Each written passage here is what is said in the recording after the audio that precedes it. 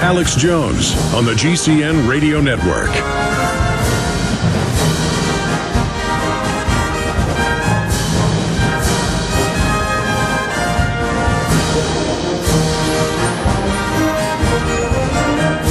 All right, the next segment, this one's short. We're going to get into George Soros and who he represents. But continuing, Webster, there's a lot of other connections from Assange to, of course, the people that are all around Soros and Soros himself. But I've noticed that first they claim these sexual deviancies with women.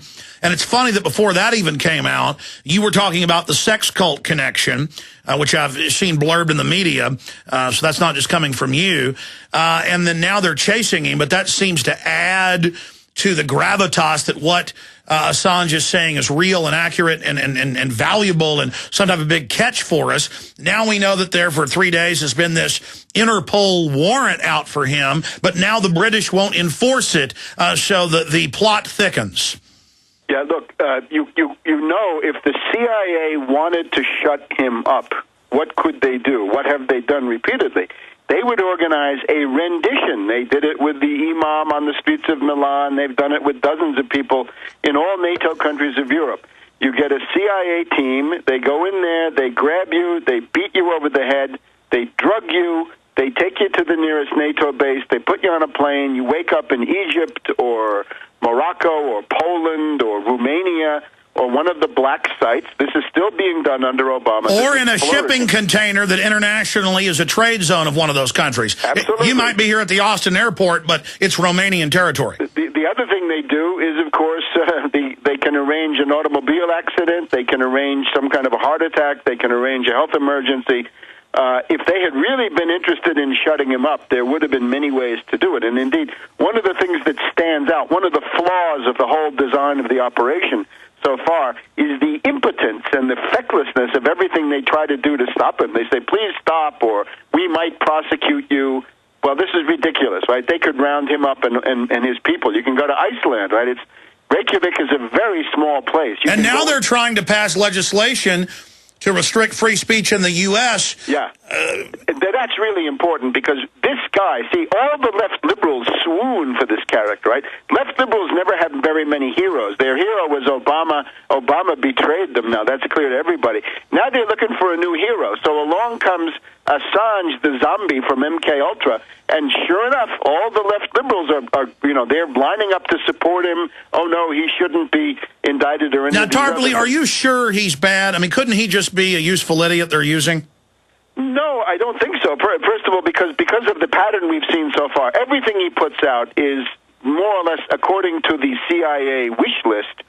And now, as you say, we have this interview in Forbes magazine, right? Forbes magazine, which is, this is the reactionaries of finance capital. And he says, we have a new document dump coming up, which will not be military. It's a mega leak, and it's going to be about a U.S. bank, one that still exists. Is it the biggest U.S. bank?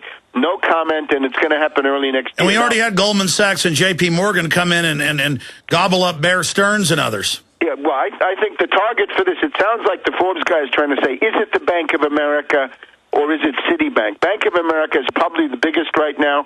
You take a look at their stock chart, it's just down, down, down, down, down. Bank of America is in very parlous straits, right? Very, very unstable. Maybe this is the way to push them into a panic. And, of course, you know that Soros and all of his hedge funds will have shorted the Bank of America stocks and bonds and everything else. They will have basically made a whole series of bets on credit default swaps and derivatives and other things to profit big time for what Assange is going to do. The other thing I think we have to remember is we were told what this would be. Cass Sunstein wrote that essay saying we have to provide for the cognitive disruption of the 9/11 truth movement. Webster, leave it there. I don't want you to be interrupted on this. Recap that when we come back. And then we know Cass Sunstein's hooked in with Soros. I want you to break down their geopolitical aim here. Then I want to get into what's happening with the economy and the trillions, not just being given to zombie banks, but to select corporations. We'll be right back with Webster Tarpley. I'm Alex Jones. This is Alex Jones with 5 good reasons you should consider buying a solar power generator. Number 1, new climate legislation could easily double or triple your electric bill. Number 2, our new energy czar wants to control how much power your electric company allows you to have. It's true. Total government control of electricity in the name of smart grid technology is coming. Number 3, in some areas of the country, the power grid is dangerously overloaded. And now, new socialist legislation is only compounding the problem. Number 4, dangerous weather is always a threat to local grids. Every year, thousands of families lose their power from weather-related outages. Number 5, a solar power generator provides powerful backup insurance and peace of mind. Folks, I really believe in the solar power generators offered by Solutions from Science, one of my oldest sponsors. You can get more information at www.mysolarbackup.com. That's mysolarbackup.com. Remember, the government doesn't own the sun, so go to mysolarbackup.com or call 1-877-327-0365.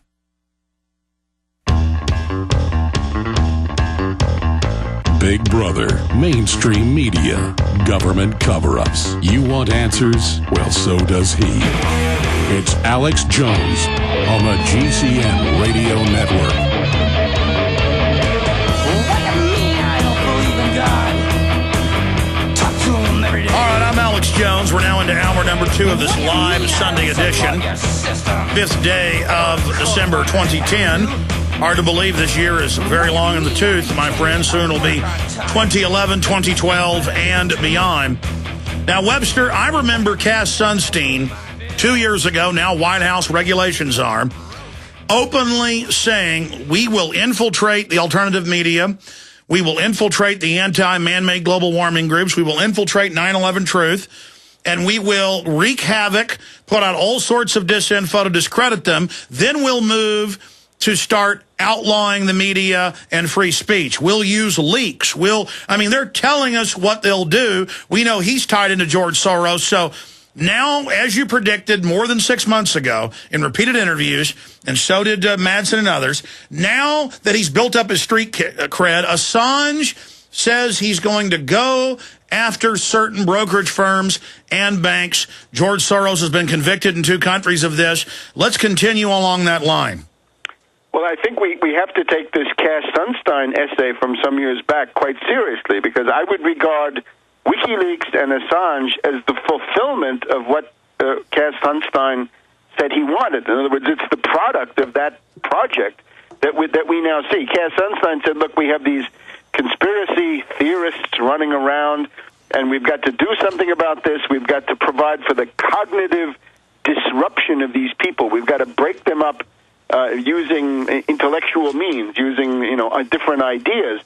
And what do you think that would look like? The cognitive disruption is not going to come from a group that comes on the scene and says, we're the Bush-Cheney neocon fan club, and we're here to tell you what you're doing is wrong. Well, that's what he said. Cass Sunstein, as you know, in that Harvard paper and others, said the mainstream media has no credibility. We've got to pose as anti-establishment to sell this stuff. Right, and therefore, look at Assange. What does Assange say about 9/11?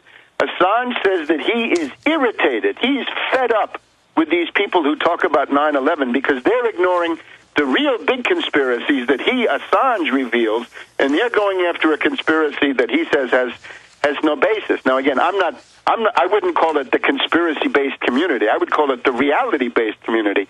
You don't go looking for conspiracies. You go looking for the truth, and much of the time, unfortunately, you do find conspiracies. That's the way social reality is. So out of faithfulness to truth, we have to do this. But what Sunstein is saying, and what I think Assange is actually doing, is that you've got to go in there and break them up. And how would you break them up? I mean, I've seen this happen, for example, in a place like Iceland. I was in Iceland last September, October, and there was a live social movement that wanted to declare a debt moratorium. They wanted to say to the British and the Dutch government that the debts of the zombie banks were going to be canceled, and that you couldn't load $10 or $15 billion of debt on a population of 300 to 400,000 people in Iceland. In blows Assange as soon as I'm out of the country, and he says, look, guys, forget about this debt moratorium stuff. Forget about fighting finance capital. Let's set up a really important base of leakers and pornographers and gamers, and we'll make Iceland into the center of all kinds of wonderful things on the internet, right, and will be immune to the laws of all these other countries. And indeed, that's where this stuff takes off. And by the way, it did come out in Iceland that almost all the debt was not owed by the people. It was the very banks that owed the money. Yeah, it was all owed by the banks, and it was not even owed. I mean, this was just same thing in Ireland now. Yeah, it's the same. It's exactly the same model. So the thing with Soros is, you look at WikiLeaks. It came into existence in 2007, as I recall, and the first time it was mentioned is, I believe, in a Washington Post op-ed by Cass Sunstein, who says we have these wonderful positive leaking operations. So in one way or the other, the Washington Post is the debut of WikiLeaks. And then as we go on... And, of course, it turns out Woodward was naval intelligence connected directly, and that whole thing was staged. No doubt about that. But just on this now, originally, the board of WikiLeaks was stacked with people who were Chinese dissidents, right? We don't need to go through the names because they're not well known. When you're dealing with the world of dissidents from the used to be communist bloc, but now sort of the enemy countries, right? China, Russia, these places. Then you have to look, what is the role of Soros in this? Because the Soros foundations have been extremely active. For example, in Russia, after the communist regime ended, the Soviet Union ended, the Soros foundations went in there and they bought up all kinds of intellectuals with very small scholarships, very small stipends that nevertheless established a tie of loyalty of these people towards Soros. And if you look at the people who finance the various Chinese dissident operations in the West, you see that the Soros group of foundations, let's say, looms rather large. And again, the political director of all this is Morton Halperin, who is left over from the Pentagon Papers of the late 60s and early 70s. So he knows how you do these sorts of things. So I would say what Cass Sunstein was demanding is exactly what Assange is doing. And people have to realize this is especially a matter of left-wing prejudice. Leftists are suckers. They're easy marks for this kind of a guy. And, of course, the indispensable ingredient is that he's persecuted, right? We're told that he's on the run. He's seeking asylum in Switzerland. But nevertheless, he still has the New York Times, the Guardian in Britain, which is the left wing of MI6. They're his mouthpieces. Yeah, they all work for him. Now, Alex, you and I know very well, if you're coming up with something that the U.S. financier establishment wants to suppress, this is not how they treat you. Hey, Jesse Ventura's TV show on FEMA camps got banned, and I'm not at liberty to get into all of it, but it's just not going to air now. And it's the government. I mean, I've been attacked in a parking lot. I've had all sorts of dirty tricks, and I'm not, releasing anything like this stuff. I mean, no. I mean, they go after you. They demonize you. I'm attacked by Soros publications now every day. Huffington Post, Media Matters, all financed by him. Yeah.